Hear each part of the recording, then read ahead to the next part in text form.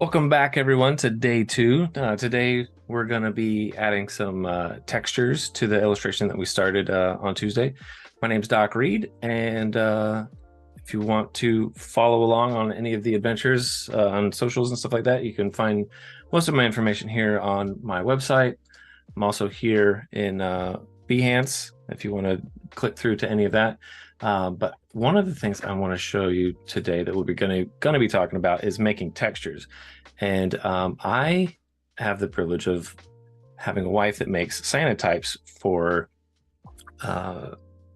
is making part of her, like, just making art type of thing. And I'm going to take one of her images and we're going to do some Photoshop work to it, and then we're going to turn it into a texture to add to the graphic that we started on Tuesday. So again, just a recap for anyone that missed it on Tuesday. This is where we were after we had brought it in, tried streamlining some of the textures and elements. As you can see, I did some work cleaning up some things. Some of these layers had quite a bit of points, as you can see here. We went from almost 59,000 down to 16,000, and so it's quite a bit smaller as far as the file size goes. So that is, again, going back to optimizing your files and things of that nature. And the way we did that was the object path simplify was how we did that. If you want to catch all of that, go back, watch the stream from Tuesday. But so real quick, I'm going to show you where we're going. What we're going to be doing is we're going to be taking these textures here and we're going to be overlaying them and adding them to this drawing of Ned Stark, and adding some grit and grunge and things of that nature. So we're going to jump over to Photoshop and I will show you where we all started. So this is like what I was saying, prefaced with the cyanotype that my wife made. And basically, cyanotype is an alternative process, sort of like screen printing or photography type of a thing. It's pretty rad. If you don't know about it, go do some research. It's awesome. So this had minimal image on it, and so I thought this would be a good one to start with. So I went ahead, brought it in, scanned it, brought it in, did some retouching on it, just cloned out those elements. The next thing I did is I came up here to the adjustments panel and we added in a gradient map. And basically that allows you to change the colors if you want. You can make it literally any color that you want. I am gonna do black and white just because that's what we're gonna need to have the image be as a bitmap. We're gonna grayscale it, turn it into a bitmap, and then import it into Illustrator.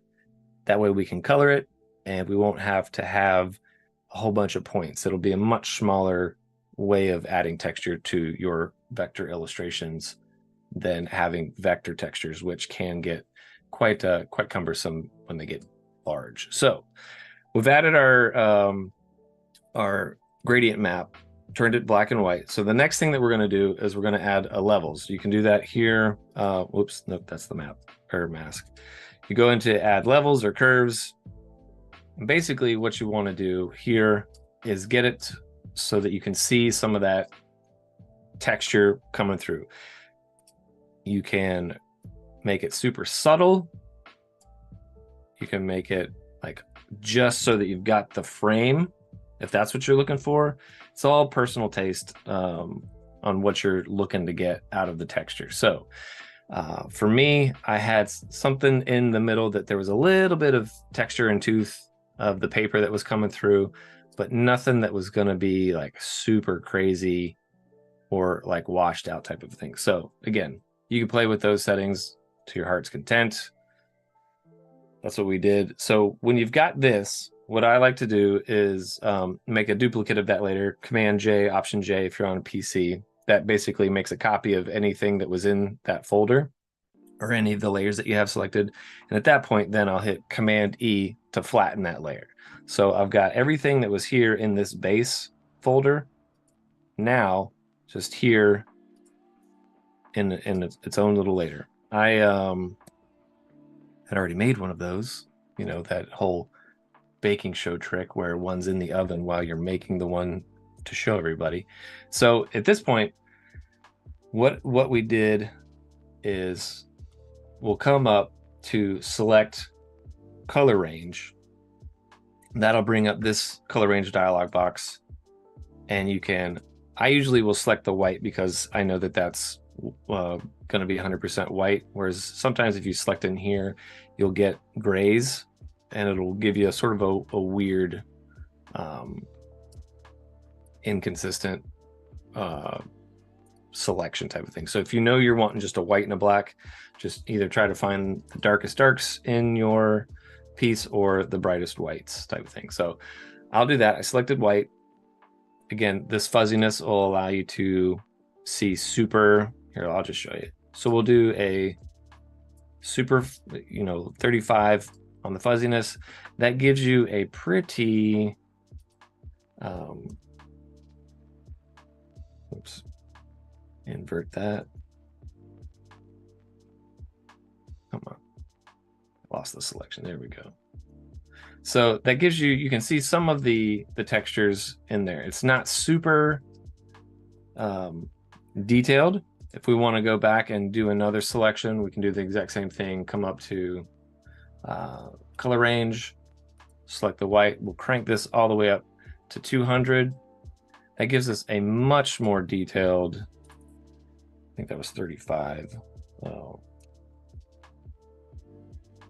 And we'll do another layer and we'll fill this one. Oops, invert. So you can right off the bat see the difference in these two layers. One is going to have very minimal texture. It's going to be super subtle. This one will have quite a bit more range that you can see.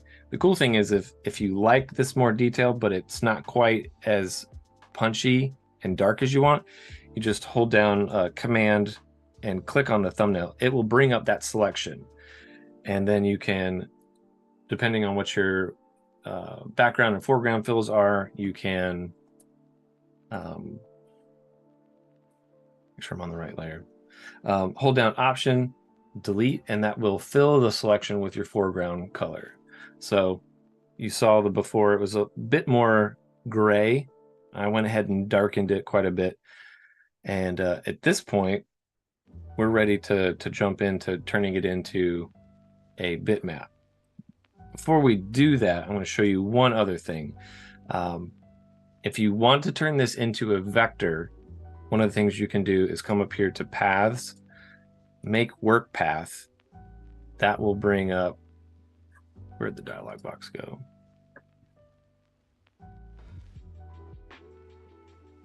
Make Work Path. Where did it? I have lost the dialog box somehow.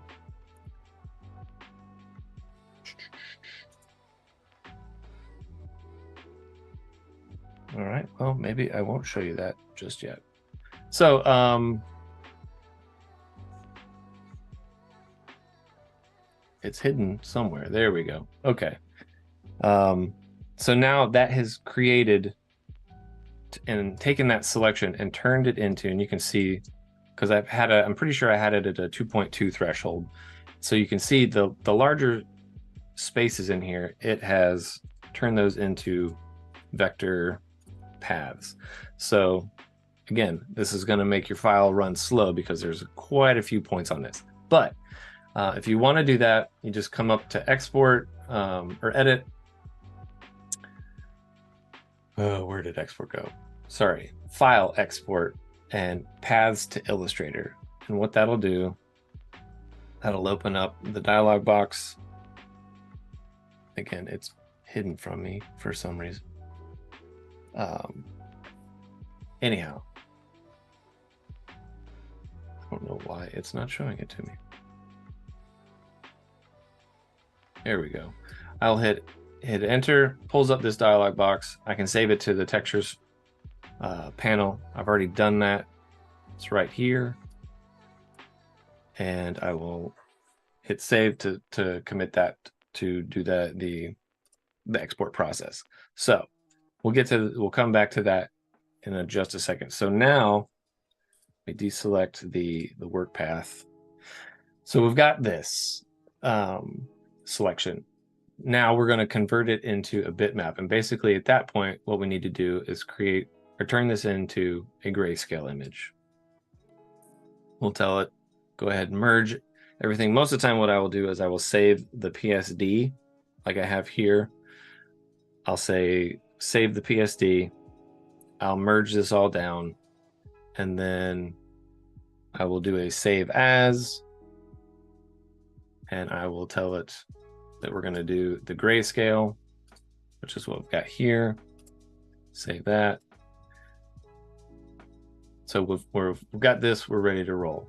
So now we'll go back up to image mode, bitmap. Here's where it gets fun. There's several different things that we can do. At this point, we will be able to dictate the resolution that we want this TIFF bitmap to be made. If you know you're going to be working large, you can increase the output size here. For our case, I'm just going to do 300 pixels over inch, just to keep the file size reasonable.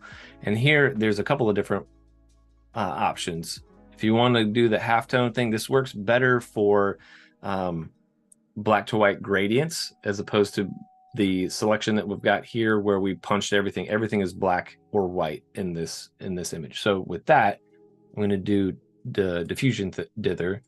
We're going to hit OK, and that gives us this lovely texture. It's all just black and white. So this is, I've heard the term vector light textures, and so I've sort of have adopted that. So at this point, since it is a TIFF, what we're going to do is we're going to do a save as again. I'm going to save it out as a TIFF and replace. All right. And then we are going to go ahead and close Photoshop and pull up Illustrator. So this is now the texture that we just made. I had imported the old one, saved out the new texture with the exact same name, so it auto updated here. So you can see it's a placed image. But the cool thing about placing a bitmap TIFF over a regular TIFF, a PNG, a JPEG, or a PSD, is that when you do this, you can commit this to any color you have in your swatch library. Or, if you wanted to do something else, that's all world's your oyster with this Joker. I love it because at this point, you can now have it be part of the illustration. You can treat it with blend modes, all kind of wonderful goodness. Gets back into that screen printing overlay that we were talking about on Tuesday, where you get the two colors printing over top of each other. It gives you the look of a third. You can sort of see that here, where if we were to print this magenta over top of an orange, we get this more like rust color, maroon. So anyhow, that's the vector light version of that path. If we wanted to, let me show you the actual file, because it's a doozy, let me tell you that.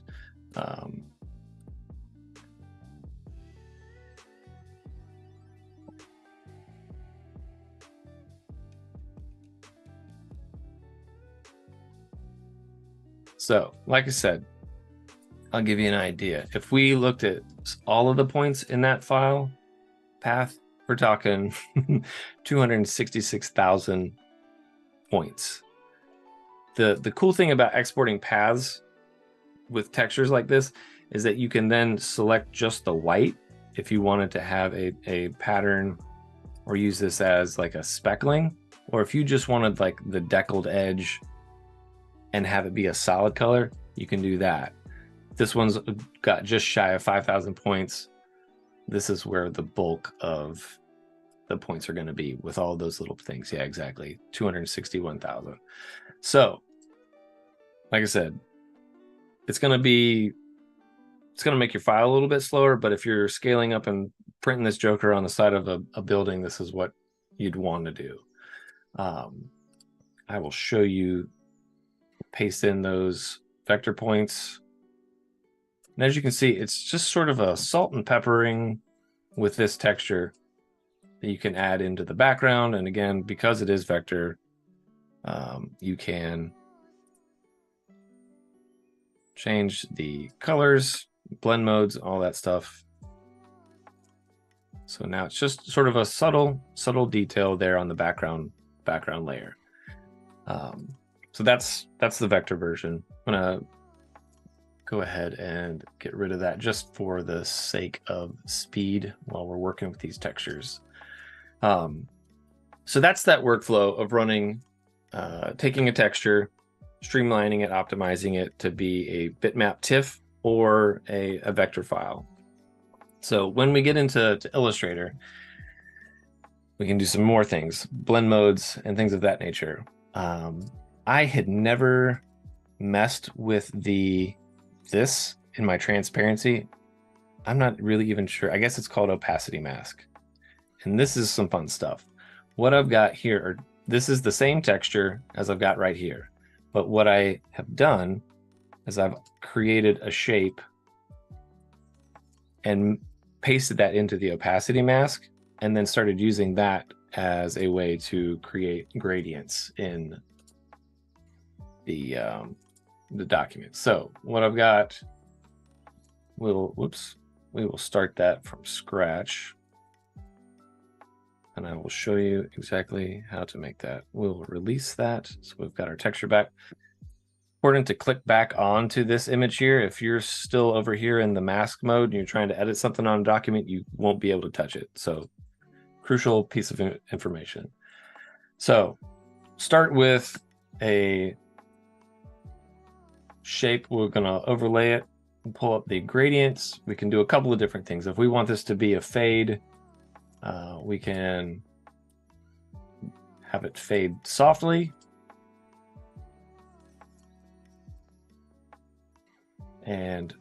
Or we can have some fun and have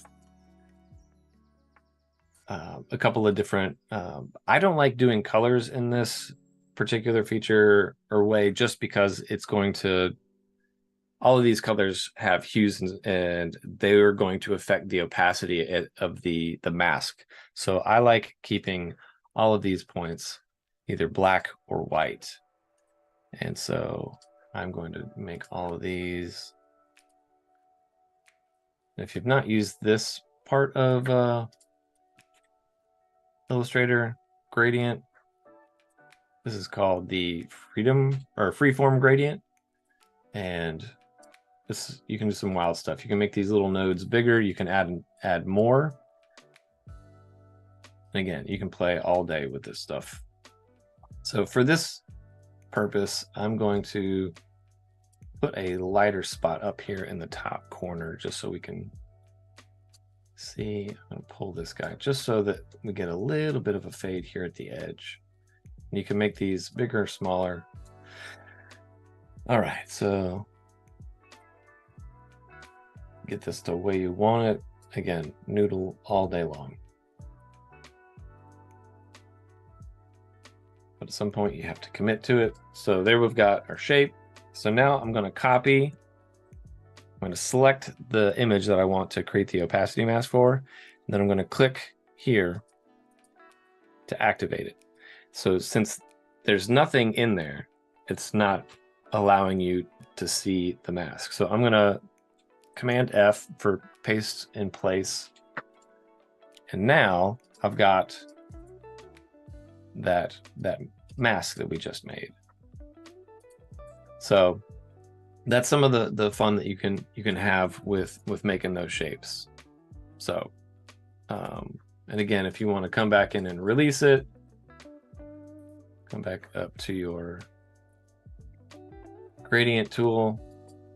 I want to have a little bit more of these showing up.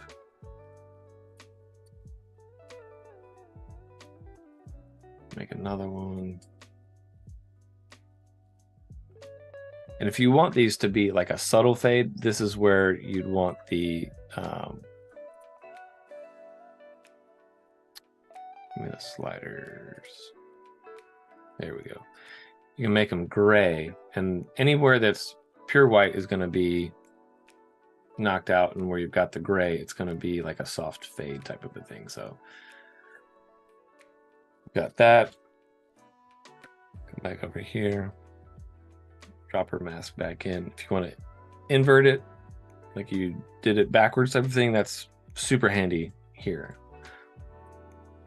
So we've got that. So that's a fun way to manipulate mask and textures and things of that nature. If you've got a shape that you know you're wanting to make and utilize some of this stuff, you can come back in, make your shape, and then use that as a clipping mask, and then just go to town with on it again. Oops. I did it again. Got to click out of transparency mask. So a shortcut to make a mask is Command 7. So now I've got that texture in there. And the cool thing about that, I can move the texture around within the shape. Pretty awesome thing with clipping masks. But again, you can now do the exact same thing with the gradients and building out a way to make them lighter or have that fade. Actually, let's do a radial and squish this a bit.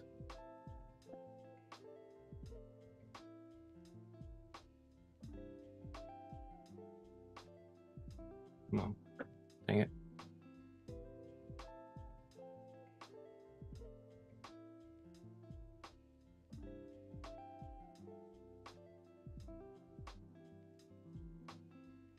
There we go.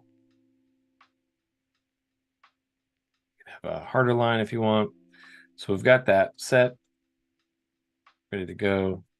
And we can, again, come back to this. Sorry.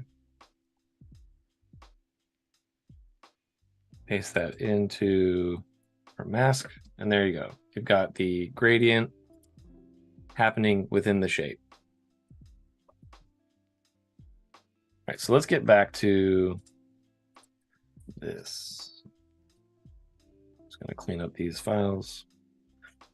All right, so one of the other things that we've got here, we don't need those anymore, is vector brushes. And that's similar to what we were doing with that texture at the very beginning. If you want to make like a paint stroke, same sort of thing applies. You make a bunch of shapes and dots and things of that nature on your screen, run through the exact same process, you'll end up with this. You can export that, paths, bring them back over to Illustrator, and then you load them up. You've got all kind of brushes, and that's super helpful for adding textures and things of that nature for the drawings, and adding in some interesting line weights and things of that nature on top of your pieces. I like doing them, filling in some shapes. When you've got super crisp and clean edges here, like you're trying to denote fur and things of that nature, sometimes you just take a line pretty much just like this, turn it into preview mode so you can see it's just the line, but then it's jumps back in. You've got some wonderful textures added to your piece overall. So that is the real quick down and dirty version of doing all of that. But since we've got a couple of minutes left, let me jump back in and show you a couple of things that you may or may not know about with Illustrator. So I've got this shape that I have applied my brush to. And if I wanted to change it to the color here, most of the time you hit eyedropper, it selects that, and it copies the property of the color. But if you select that and you hold down Shift, it will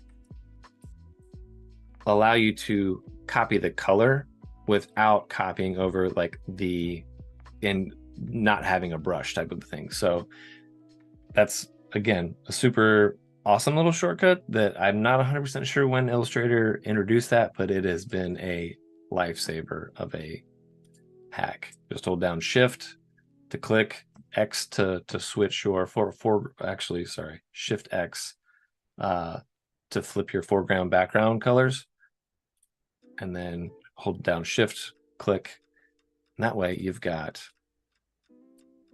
your properties, the stroke that you want, the brush, the stroke weight, all of that stays the same. You can just toggle in and out of the color. So with that, let's jump in and try to make some quick adjustments or set some mood or whatnot to this piece. I'm going to go back to this. And so, like I said, super quick, sort of set it up, little evening scene with some moon work. You can come back in with some other brushes and things of that nature to add clouds if you wanted to, just to play. But yeah, that is